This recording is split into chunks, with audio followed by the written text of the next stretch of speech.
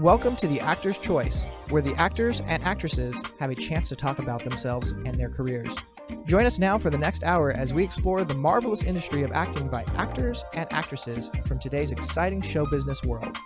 And now, direct from Hollywood, here's your host, Ron Brewington. Hi, everybody. I'm Ron Brewington, and welcome to The Actor's Choice. Roll it, Tony. Hey.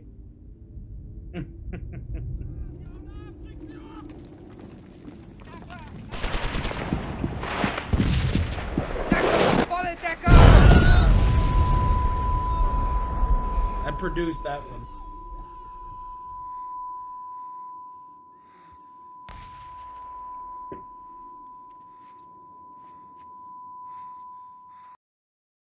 Ladies and gentlemen, my first guest today is a filmmaker. This gentleman's been working in the industry for over 14 years, and he's seen some tremendous changes and growth, leading to more and more films available for the public. Ladies and gentlemen, please welcome Alejandro Montoya Marin. Hello. Good evening, sir. Alejandro, and welcome to The Actor's Choice. Thank you for having me, man. I like what you said that ladies and gentlemen, that's his first movie that he ever did right there. That he ever got I produced that short film in film school, yeah. Or 10 minutes?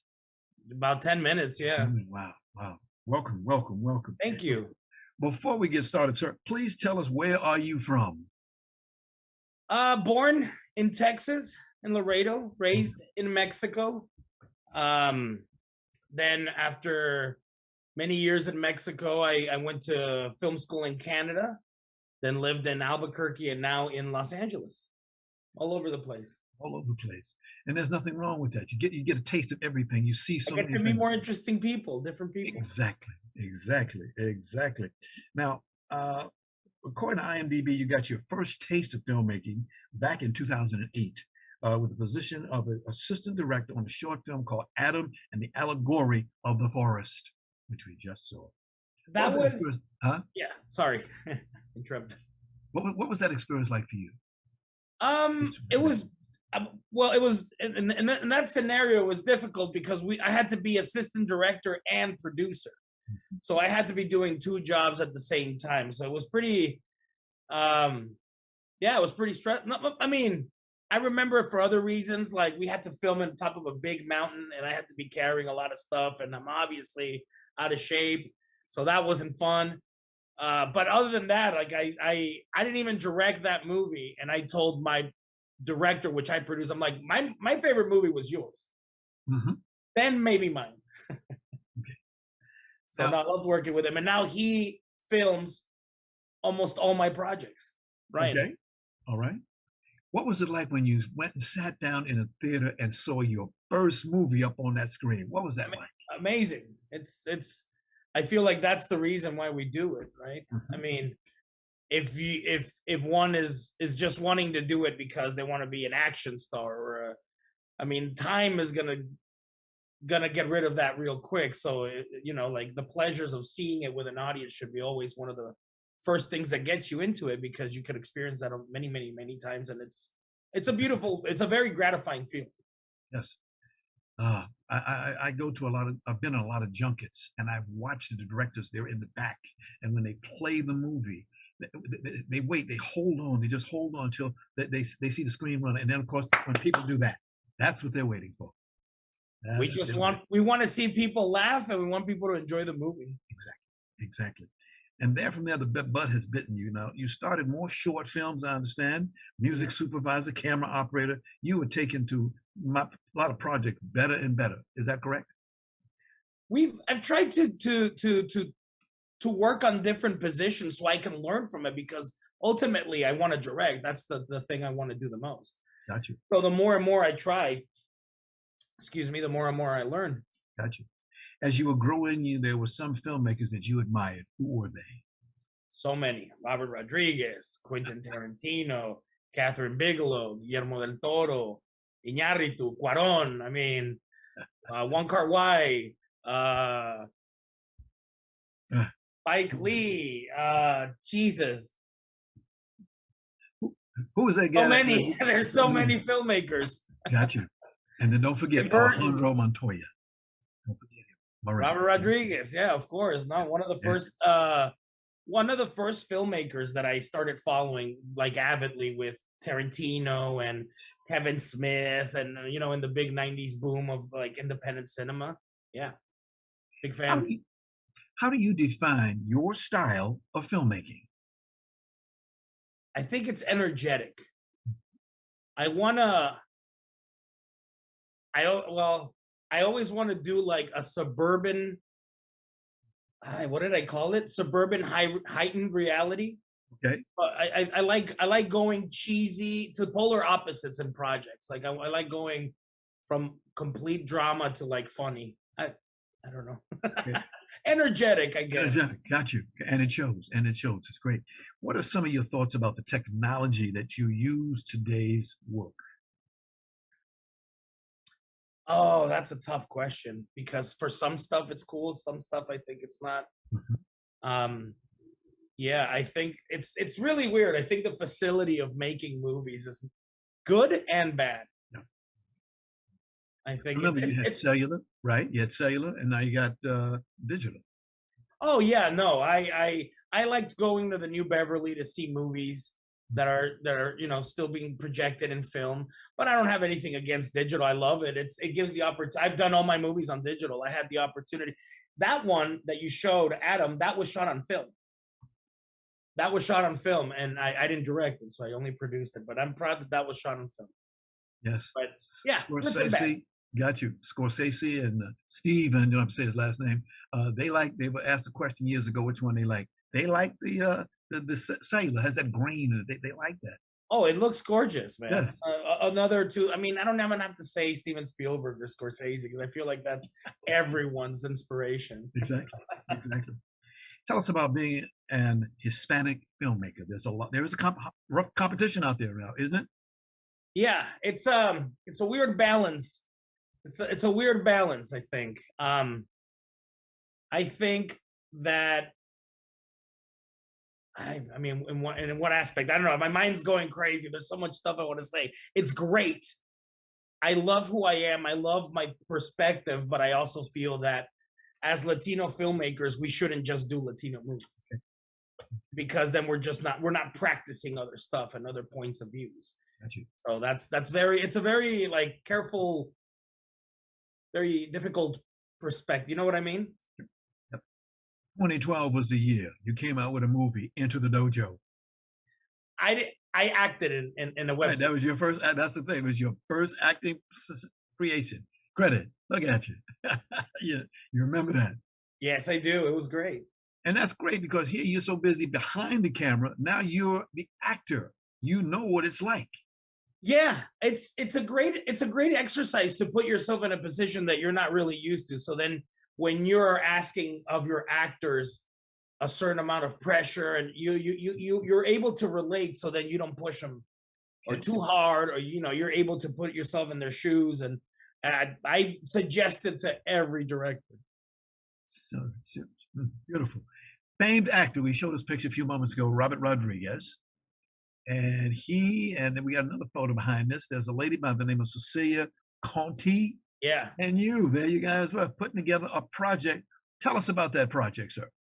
That project is called Rebel Without a Crew, which is based on Robert's book, Rebel Without a Crew, which is basically like the Bible for any independent cinema, any film aficionado, I feel. So in the 25th anniversary of El Mariachi, he did a TV show where he chose 5 filmmakers to do what he did with El Mariachi, which was shoot a movie for $7,000 with no crew and having a film crew follow you through the whole process. And that was the show Rebel Without a Crew. And I was honored and featured in the show as one of the filmmakers that made the movie with Robert. Now there were 12 episodes here. What did you learn out of working with Rodriguez? To be more patient, to be more present, and I think those two are the biggest thing, because if you really break down those two key elements, then the rest of the things that I say, it just goes to that. Because when you're put under the pressure and it's 110 degrees and you're sweating and you smell and you've been standing on one leg for 10 minutes to get the right shot and your leg is starting to cramp up, that's when we all usually say, okay, we got it. But no, I feel like I've pushed myself until we really have it. Well, I think on set. So patience. Alejandro, we just happen to have a short clip of Rebel Without a Crew, the series. Roll it, Tony. Which one? This movie's gonna make millions. Dance. Buckle up, grab a friend, and feast your eyeballs on an entire week dedicated to the bold new films created by our 5 Rebel Without a Crew filmmakers. Got it. Each for only $7,000. Okay, I'm just making sure, amigo. Featuring Monday, Grandma's House, Phaedra, The Good Exorcist, and On the Run. See you in hell, I suppose. The Rebel Without a Crew film showcase begins February 18th, all week long on El Rey Network. Was that you that I saw back there up in that front there? That was you? Had the glasses on? I know that was you. That was me. Yeah. Oh, yeah. Wow. One of the things that we want to talk about is you came out with a movie. You're coming out with a movie called The Wrong Guy. Mm-hmm. Tell us about that movie, please, sir. The Wrong Guy is a short film that we did during the pandemic. I think in February of last year we shot it. Okay. Took a year to edit because I had to direct it remotely. I had COVID at the time, and I couldn't be on set, so I had to direct it like this through a computer. But it's an action comedy about a suburban father who thinks he's a vigilante and like goes and like takes revenge on people who wrong him, like got the last onion that he wanted at the supermarket, or cut him off at the gas station. So he always goes around and does his childish ways of revenge. But in one of these situations, he gets to mess with an ex-FBI agent who's gonna come back and bite. Sounds interesting. Sounds like a lot of people that we know, everyday people. Yeah, right. Especially now. Now you mentioned the COVID exposure to the crew. Tony, can you put that photo up? The next one. Thank you. This is the one that it talks about that you had to remotely work on this film due to COVID exposure. Tell us about that, sir. Difficult. One of the hardest things I've ever done. I mean, it doesn't, to all the producers and financiers out there, $7K with no budget, camera crews following me, directing remotely.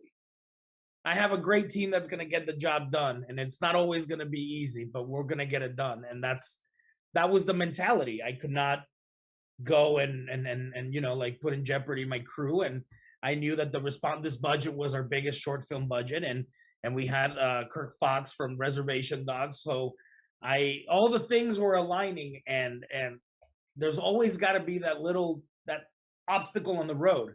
Yes. Once you pinpoint that and you know what you could do, then you can overcome it. And I'm sounding off more cocky than anything. It wasn't easy, but the crew was great. As they say, you're the man. That's okay. Thank you. You're the man. Thank you. We were the men and women that helped the movie because we worked our asses off. But without my crew, okay. Sorry, I said the A word. That's okay. Hey, listen, this is America. By the way, what was your favorite scene in this movie? Oh, that's a tough one. I love the montage, and I love the montage at the beginning, and I really like his confrontation with his other salesman. I think that's funny. Sounds like you had a great, great time. Like we said, all the jobs you've been here 14 years now. You've earned your pay. You've earned what you've learned. What's next for you, sir? I'm writing my third feature film, which we still don't have a name. We're editing 2 short films that we're going to try and finish this year, so we can start releasing to film festivals at the end of this year, and hopefully shoot the next feature film end of this year or beginning of next under our company Push Start Films. Wow. I said, those days, going in the theater, popcorn in hand, soda in the other hand, looking at the movie that you made yourself. Yes, one day, very soon. Right. I know that feeling. The other day, I went to see a movie that I love so dearly. It's called Top Gun Maverick. Oh, I've seen it twice. I've seen it 4 times. I had to go see it. That's how you make a movie. I mean, that's what you learn. I mean, he's a wild guy. He does his own stunts. That P-51 you see in the front and back tail, that's his own personal beautiful plane. He keeps it in the LA area. But quite a guy. Well, like I said, but you go to movies yourself, I'm sure. All the time. Whether they're new or bad, We saw Elvis yesterday. How was it? Good. It was a good movie. You just gave me WOM, word of mouth. I'm going. Yeah, no, go check it out. It's a spectacle, man. It's he did a great job. The guy who's doing Elvis did a really good job. And then I also go watch old movies. On Sunday, I'm gonna go watch True Lies at Beverly. Like I try to go and just, this movie's showing. I haven't seen this movie since '95. Let's go. Wow. I love it. I can see that you love it. It's a detriment because at what point am I pushing my own delirium? Gotcha. Got time for one more question. What advice would you give to some of these people that want to be in this business? Advice? It's not going to be overnight. It's going to take a lot of years, and that's the problem. That sometimes we create expectations that if a certain artist that we followed grew a certain way, you have to grow the certain way, but it's 1 in a million. So do it because you love it, and it'll your own energy and how much you love it and passion. I guess people see it. Yes. Do what you love. Hey, do what you love. That's fine. That is great advice. I will hope that a lot of people take, because they're looking at a Class A filmmaker. I hope people will learn something. God bless you, my friend. And a great interviewer, dude. Really nice to meet you. I hope it's not the last time. I hope and pray that it's not. Indeed. Again, thank you for being here, one of our guests. Best wishes and success as a filmmaker. And please thank you, Jasmine Espada, Espada Public Relations. They're the best. They're the best. Please, LA, New York, whoever, call them. You got that right. Ladies and gentlemen, Alejandro Montoya Marin. This is the Actor's Choice. I'm your host, Ron Brewington. We would like to let you know that we're asking our Actor's Choice squad to help us get former baseball player Curt Flood into the Baseball Hall of Fame. Now, Curt passed away January 20th, 1997. He's the husband of one of our wonderful guests, renowned actress Judy Pace. All you got to do is please contact the TAC office at 213-349-3941. That's 213-349-3941. Ladies and gentlemen, we sincerely thank each and every one of you for being a part of this magnificent award for a great baseball player. Roll it, Tony. Keep doing it. If it wasn't for the support of fantastic people like you. Break's over. Earn your money. Well, time to get back to the grind. But we hope you'll join us in bringing this fantastic film to life. Hey, Golden Pony Boy. See you. All right.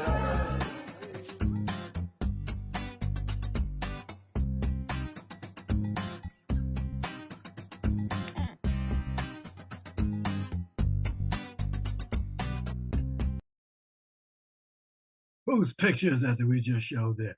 Ladies and gentlemen, my next guest today is known for many directing credits, including The Fantastics at the Serena Madre Playhouse, Romeo and Juliet at LA's historic Pico House, and The Music Man at Poway Center for the Performing Arts. Now, he's also an acting coach who has developed effective training methods currently used by actors around the world. That's a mouthful, ladies and gentlemen. Wow. He's here right now to talk about a hit play at the renowned Open Fist Theater Company called A Midsummer Night's Dream. Ladies and gentlemen, he is the director. Please welcome actor, director, James Fowler. James, thank you so much for showing today. Thank you so much. I so appreciate it. My pleasure, sir. And I want to let people know that we were scheduled with the Michael A. Shepard, was scheduled for today. But I got a call late last night, that he couldn't make it today because he's doing an audition. He has to work. Yeah, he's constantly booking. So, Yes. I just need to keep him in my show. And publicist Lucy Pollock, she sent us not just anybody. She sent us the director. Thanks, right. Sir. We thank you so very, very much for being here today. Thank you. Now, please tell us for just a moment. Tell everybody where you born at. I grew up in Altadena, California. Was born in Altadena, California, or born in California. So I was born in Los Angeles. Wow. Now I hear, correct me if I'm wrong, that being in Altadena, California, beautiful homes and neighborhoods. Is that true, sir? Stunning, the best. I love this area. I think it's the best. I'm still here. I love it here. Yeah. Wow. Now, James, I don't have to tell folks about this, man. You have a heck of a bio that you've done, but tell us how'd you get into this business in the first place? My father was an actor at a time years and years ago. He played football professionally and then was an actor, and then later a longshoreman. He had a really awesome career, but and my mother always encouraged me. There was a move to push me towards sports, and we realized that wasn't going to work out. And we realized that tap dancing and singing and acting and storytelling was more my thing. So both of my parents, upon realizing that, really encouraged me to continue into the area of performance. Who's your father? What was his name? Jason Summers, or Jimmy Fowler is his professional name. Jason Summers, Jimmy Fowler. He played for both the Chargers and the Bears, and was in a bunch of old school films in the 60s and 70s. Is he still with us? He's not. He's not. He passed away just a few years ago. Sorry to hear that. Thank you. If he was with us, I'd say bring him on down. Love to have him. Yeah. Father and son. Watch what the two of them can do together. Yeah. Oh, my goodness. You also do IMDb, TV, and film. I did do some quick research and found that you have a short clip there that we had with you. It was that we just saw a few moments ago. Yeah. I snatched Andy Warhol. Oh yeah, that was a lot of fun. It's interesting. It's interesting. Devin Armstrong, who directed I Snatched Andy Warhol, is actually in this production of Midsummer Night's Dream. We work together a lot. He's directed me a ton, and so now the pages are reversed, and I'm directing him, and it's really a lot of fun. Let's say in retrospect, you said something to me last night that makes a whole lot of sense. Actors, because we were talking about, ladies and gentlemen, we were talking about actors and actresses and how they don't want to get on the stage. Yeah. And you said something. You said actors and actresses doing stage, that's training. That's training. Yeah. And you said TV and film, that's money. yeah. It really. I've really always thought of it that way, but it is. It's getting on stage. A lot of actors you find they get to LA, they want to do film and TV, and don't want to do theater at all. And that really is where our training is. I went to the Los Angeles County High School for the Performing Arts, where the things that were instilled in us were Uta Hagen technique and Chekhov technique and Adler technique and all these different techniques, and we learned all of those things in the theater. The conversation about film and TV comes up far later, in which we go, yeah, that's money. See, another IMDb that caught my eye was a short film called Defenseless. Yes, I worked on that film just recently. My buddy Margaret directed that film. That was a lot of fun to work on. I played an attorney in the film, and that was a really good time. I did that just recently. Yeah. Ladies and gentlemen, if you get the privilege to sit down and listen to this man's resume, lots of stuff. Not a lot of plays. A lot of plays. What was it like the first time, sir, you stepped on a stage? And that's funny. So I was in a production of Annie. I was playing Bert Healy in Annie. It was yes. I almost didn't step on the stage. I almost didn't step on. I was very, very nervous. Felt like I might throw up. I was so nervous, but I ended up going on. I was working on that show with my best friend. It was Children's Theater, my best friend, John Dimitri. And I ended up going on. And from that point on, had the bug. And the hits just keep on coming. Yeah.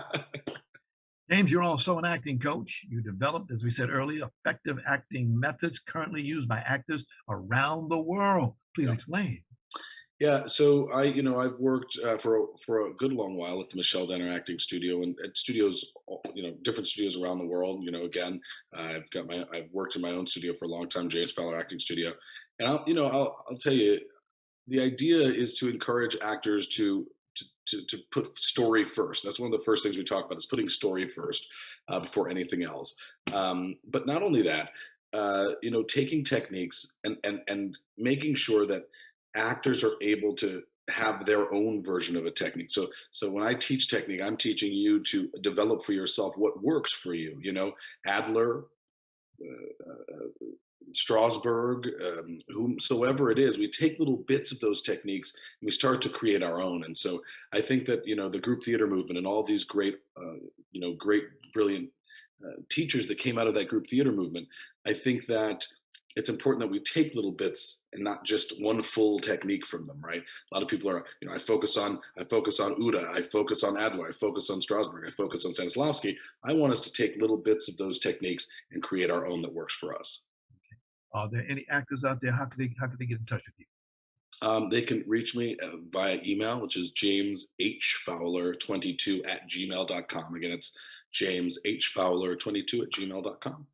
Okay, hope somebody will pick up that phone or email this gentleman here and see him. James, I see your work has been recognized by the California State Senate, California State Assembly, and the NAACP. I know that was well appreciated for the hard work that you've done. Thank you. Thank you. Indeed. Okay, we came out here to talk about A Midsummer Night's Dream. Yeah. You're the director. How do you tell us about? First of all, tell us about what the story is about. Midsummer Night's Dream. There's so many things happening in Midsummer Night's Dream. In the original production, or what the original idea is, it was set in Athens, Greece, and the Duke of Athens is set to marry Hippolyta. And as he's getting ready to have this wedding, he's interrupted by a man named Aegeus, who is struggling with his daughter Hermia. And Hermia is supposed to be marrying a man that her father wants, which is Demetrius, but she doesn't want to marry Demetrius. She wants to marry Lysander. And so we find out that if she doesn't do what her father says, that she's going to die. And this is an order of the Duke Theseus. And jump forward to the woods near Athens, near this place where they all live, and there's a group of mechanicals getting ready to perform a show for the Duke Theseus for his wedding day. And at the same time, there's so many themes happening in this play. At the same time, we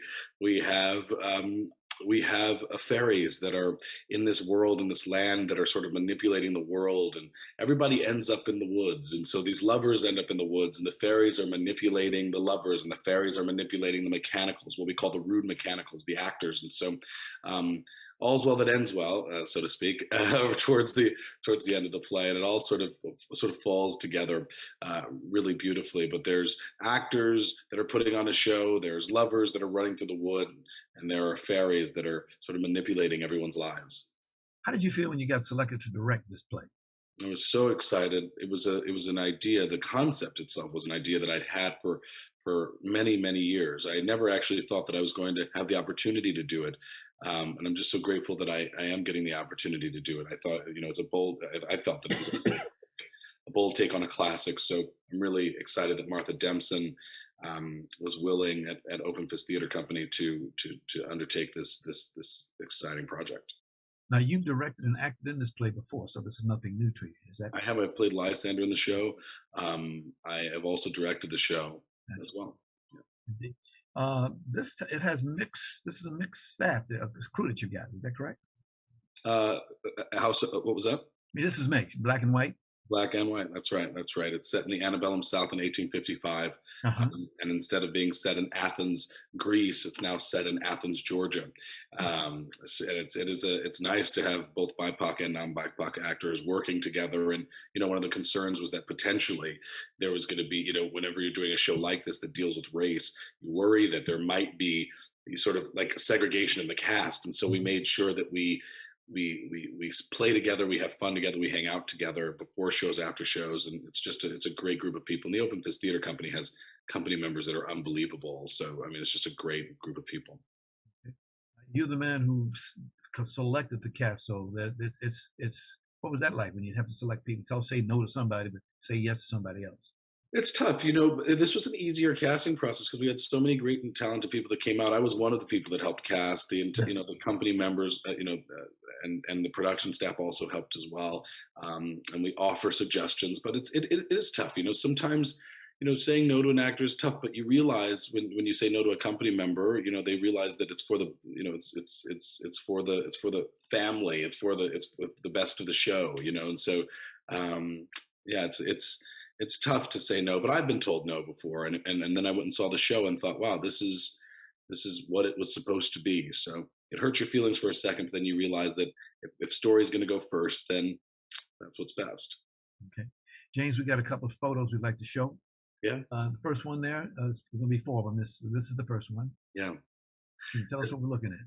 Yeah, this is Theseus, who we were talking about, the Duke, who is now a judge in Athens, with Aegeus up in the top left corner there, the father telling Theseus about his daughter's issue with her love, Lysander, who's standing at the door. So this is one of the opening scenes of the show where there's a huge argument taking place. And we see it differently in this show. Aegeus, the father, touts a gun. We never see a gun in this show, so he's carrying a rifle. And Hippolyta, his love, is up in the corner watching as all of this takes place. Next photo, please. This is a prologue that I created for the show, the beginning of the show.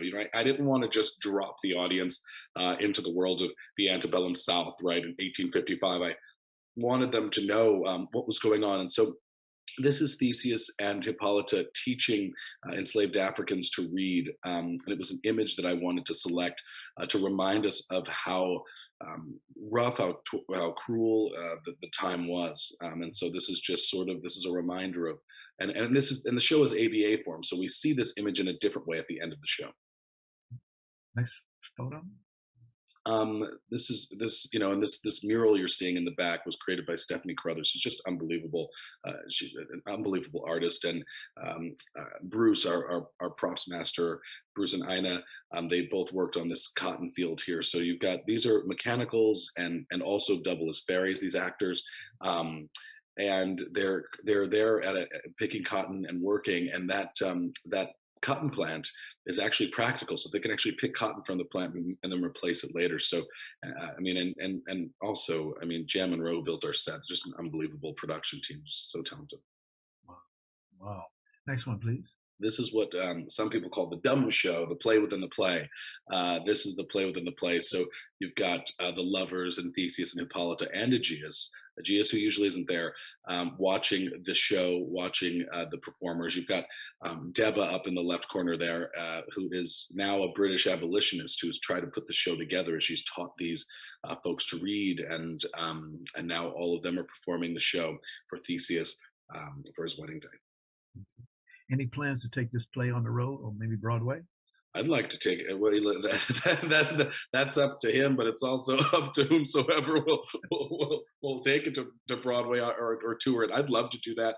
I, of course, have aspirations of moving the show forward. I think it's imperative that we see BIPOC peoples in places that we have always told them they should not be. So I think it's imperative that more people see the show.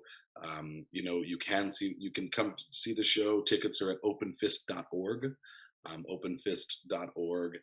This is where you can grab tickets for the show. But I just encourage people to come out and have a great time and be reminded of how important it is that we all get to be included in this process of working in the theater together. Okay. Cost of a ticket is $25. $25. And COVID protocols are in effect? COVID protocols are in effect. That's something that's really important. Martha at the theater and Amanda at the theater, they have taken so much time to ensure that the audience is safe and protected. You must wear a mask in the theater at all times, and we encourage people to wear a mask because a lot of times audience members don't realize that if one actor gets sick, then we could potentially be shut down altogether. So we want to make sure that doesn't happen. So the audience is encouraged to wear a mask, and COVID protocols are in place. James, thank you so very, very much here today. Great meeting you. Please come back again. Thank you. Please, I'd love to. James Fowler, thank you so much. Thank you. Take care. This is the Actor's Choice. I'm Ron Brewington. Got a couple of things I want to say before we get started today, ladies and gentlemen.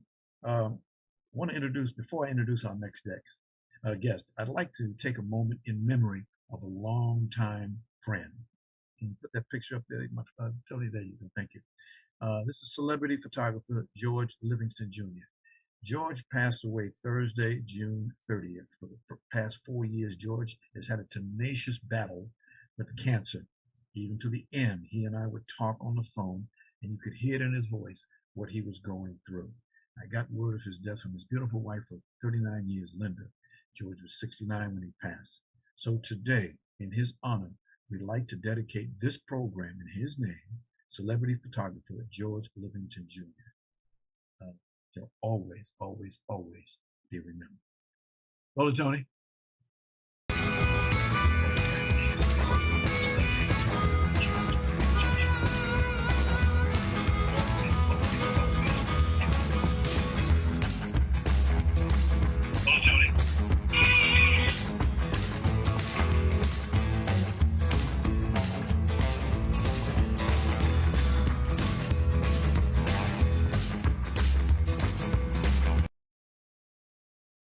All right, I'm Omega. How you doing there, young man? Yeah, I think you're on mute. No, I'm not on mute. Oh, okay. I hear you loud. You're not on mute? Nope, I hear you loud. Do you hear me? Maybe it's me. Okay, hear you loud and clear. One.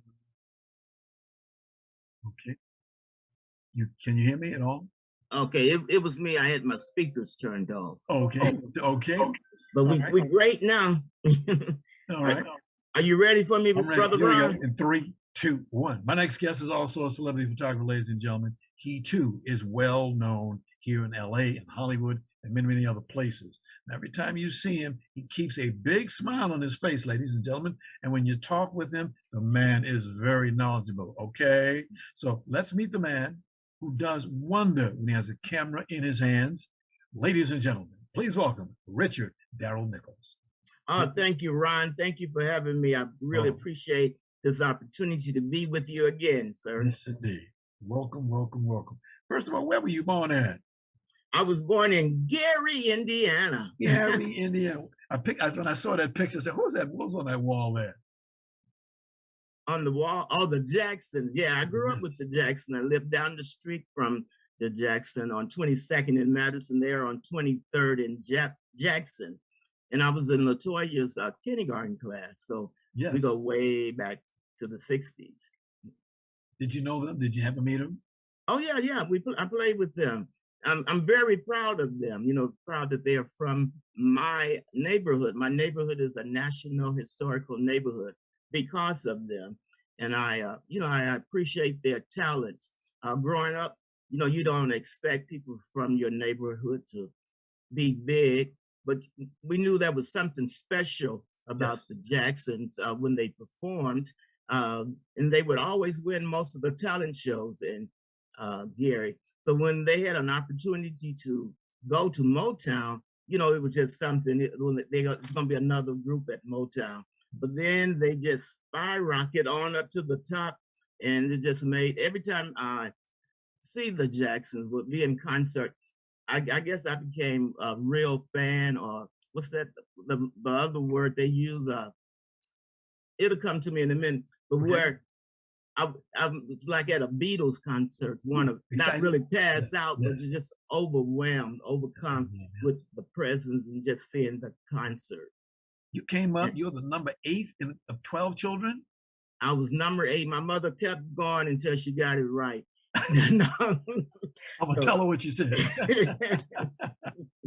Yes, I was number 8. I grew up in a large family, great, loving family. Love to be around my family. 12 people. Wow. Richard, here's my favorite question. Yes. What inspired you to get into photography, sir? I've always taken pictures, and it started probably back when I was in 2nd grade. And during that time, I realized the only picture I had of myself or saw was my kindergarten picture. I never saw my picture as a baby. And I'd say a joke that I was an old baby, which means, how your parents show the baby off and people's coming. So that's a beautiful baby. But when they showed me, they said, oh. So that was just a joke. But then another incident, my brother was killed in Vietnam, and I had my little Instamatic camera at his funeral, and I was just taking pictures. And that was like one of the saddest days in our family's life. But when the pictures came back, I saw how much joy it brought to my family, to my mother, just to see the people who were at the funeral showing their respect. This made us proud and got us through that period. So then I just started taking pictures. I would take pictures of my families. They would get upset with me because I was always in their face taking pictures. And now some 40 years later, 50 years later, when I go to a family reunion, I take some of the pictures with me, and they would want the pictures. I said, no, these are my pictures. You cannot steal my pictures. Please explain to our audience, sir, about the training or education needed to be a photographer. Now, I'm going to be honest with you. I haven't really had any formal training. I did take photography classes, but and I would say to anyone that's doing a hobby or trying to get into the profession of photography, the key is to take pictures every day of any and everything. Make mistakes. When I was coming up, we had to film, so you tried to be careful with what pictures you took. and make sure you try to get the right shot. But now we have this digital cameras and the SDM cards. You can take pictures and mess up all day long. And that's what I do. I take pictures of flowers, the mountains, the street. I take pictures of my shadow. So there's anything in my sight I would take a picture of. But you do need training. And I would have to, if you don't mind me just giving respect to Earl Gibson. Now, Earl Gibson is a professional photographer because he has papers. He has credentials. He went to school for photography. So he did it the right way. It's not a wrong way, but he did it, and he has proof that he's a photographer. I'm still practicing. I see. Tell us that guy's name again. Earl Gibson. Earl Gibson. Okay, just one of the Earl Gibson. Definitely. Yes. Do you remember that first photography as a professional photographer? Do you remember your first job? My first job, I really don't remember, but I would say it had to be on a red carpet somewhere here in Los Angeles. Okay. But going back, I didn't call myself a professional photographer. I didn't even call myself a photographer. I'm going to thank Dr. Carolyn Kimball Singleton, because she saw my pictures on Facebook, and she would always say, you're my favorite photographer. And then she kept saying it, and I said, I guess I am a photographer. And so the words are powerful. By her saying that, I said, okay, I'm a photographer. I went to a party one time, and I was the only guy with a big camera, what they call a professional camera. And so they said, let the photographer take the picture. And I said, who they talking about me? So I had to get in that mindset that I am a photographer. Now, I used to take pictures for some of my friends, just photos, and charge them $1.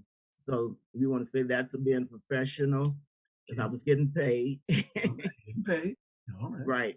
And I was, practicing my craft. Let me say 2 words. Sam Cooke. Sam Cooke. Now, Sam Cooke is dear to me, mainly because I love his music, but also he was part of, you would say I was part of his family. My first cousin was married to his sister. So we always knew about the Cooke family. As a matter of fact, they were, that couple was always winning for being married the longest. And so they stayed married until, I think they was married for 52 years. And then Agnes passed one year, and then Joe passed the next year. So that's why I got so involved in Sam Cooke. Like I said, the music is there. I can clean a house just listening to Sam Cooke music all day. And since you brought that up, Rod, I want to thank you.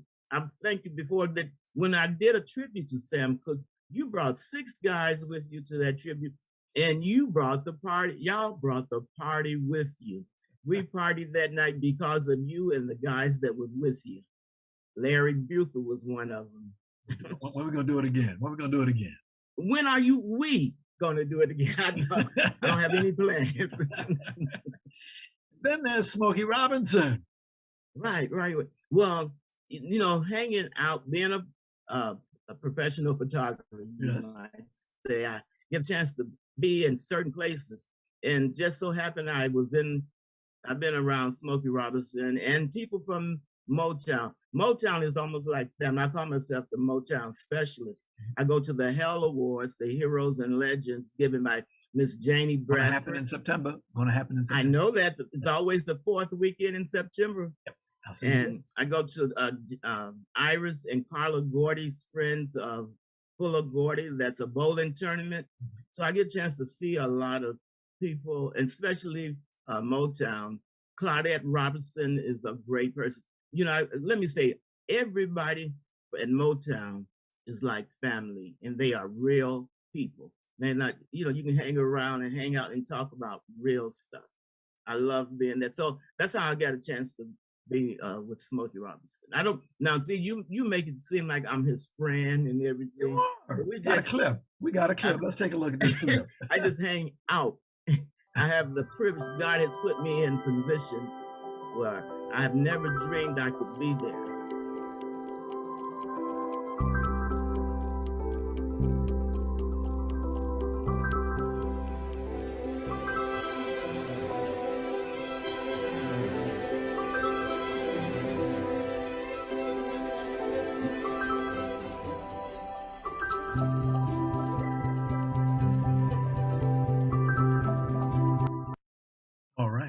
Now, did you see that smile on Smokey Robinson? Oh yeah, he keeps smiling. He Handsome keeps man. that smile, and you know something? He's approachable. Oh, he yeah. would stop and talk to you, and he would take a picture with you. Oh yeah, with very, that very great down. big smile. Yes, indeed. Now, describe what it's like working with the stars. You're out there, you got a camera, and there's the stars. What is that like? Well, you have to know the protocols when working with the stars, and you have to know who and when to approach people. Just like I said, most of the people at Motown, I can go up to it almost, and they actually expect me to come and take a picture with them or take a picture of them. But working with celebrities, I'm not a groupie. That's the word I was looking for, a groupie. My wife said I'm a groupie. I am a groupie, but I tell her I'm not a groupie. I'm a professional groupie because I know how to act around celebrities. And you treat them like people, but you give them their space while you're with them. You have to know if they want to be photographed at that time. I remember I photographed someone on the red carpet. I'm not going to mention their name. And this was at the NAACP on the red carpet. I took a lot of pictures. Then we went to the party, the after party, and I was taking a picture. And that person said, "Didn't you get enough pictures of me?" And so, I was getting in her space, invading in her space. And the next day I went to Gospel Comes to Hollywood, and she was on the red carpet, and she stopped at where I was, and she said, "Do you have enough picture of me yet?" So she was being facetious, but she gave me that respect of taking her picture. So you do have to know when and how to ask for a picture. You usually don't ask for autographs, and you usually do not take a picture with the celebrity. But nowadays, everybody's taking selfies. So we take out our camera and take the selfie. I usually would never take a picture with anyone. Okay. And then I saw everyone else doing it. I said, why not? Why can't I have a catalog of celebrities? Here's a celebrity photographer that you remember, Bill Jones. Bill Jones, yes, he was my friend. Now, Bill Jones was another type of person that he wanted to bring you up under his wings. He wanted to show you the rope. Now, Bill Jones, when he's on the red carpet, Halle Berry and all the other celebrities say, "Get back, let Bill Jones get that shot." So we had to stand back and let, Bill take the shot. He was a great guy. He would invite you over to his house and show you some of his pictures. He was really exciting, and he wanted you to be just like him, working in the business. So I really appreciate Bill Jones. If you don't mind, I have a long list. I'm not going to say the whole list, but people who have helped me in this business would be like Tommy Morrow, his daughter, Talise Morrow. They're the publishers of the Inland Valley News. They let me practice with their news. They let me act like I'm a reporter and a photographer. Rochelle Porter, we call her Peachy, Kimmy Rochelle, Donna Dimey. All these are photographers that have helped me. Naomi Richards, Robert Earl, Cynthia Busby, Arnold Turner, Valerie Goodlow, Malcolm Ali, Earl Gibson, like I said, Ian Fox.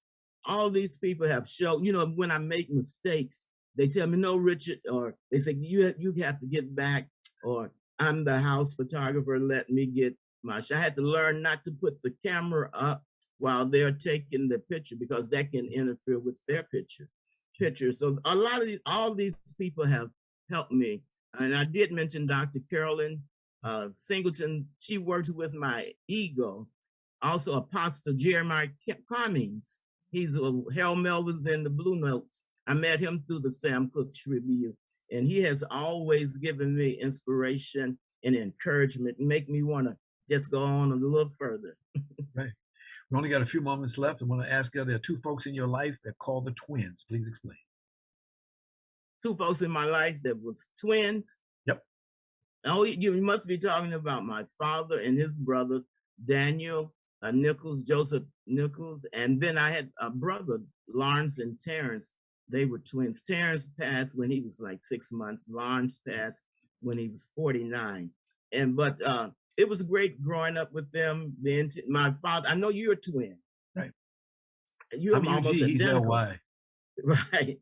But my father and brother were two different, and his brother were two different people. My father was light-skinned, should I say, and my uncle was kind of dark. My father was very outgoing, and my uncle was very quiet and subdued. We got just one more minute left. We would like to show two special ladies in your life. Oh, man. Oh, man. And that would be, Tony's finding it right now. Oh, wow. Yep. That's my niece on the left there. Elise, we raised her since she was 2. We had her. Now she's, 30. So she's making you look old. Right. And then that's my beautiful wife. We've been married now 36 years. Praise the Lord, everybody. Well, Rich, I want to thank you very much. I wish we had more time. You have filled us a lot of good stuff, my friend. Take care and my best to your family.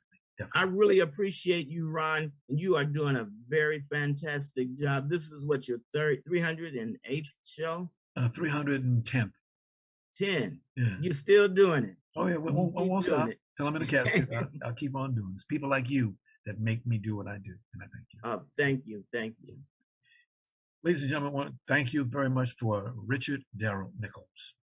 I want to thank our sponsors, Harvey Brandman, Photography as an Art, Ron Irvin's Lose Life, The Way to Lose Weight, Larry Buford's Book to the Future, Time Travel, Message in a Capsule, State Farm agent Carla Green and veteran actor Robert Brownstein's Actor Training School and Actors Space.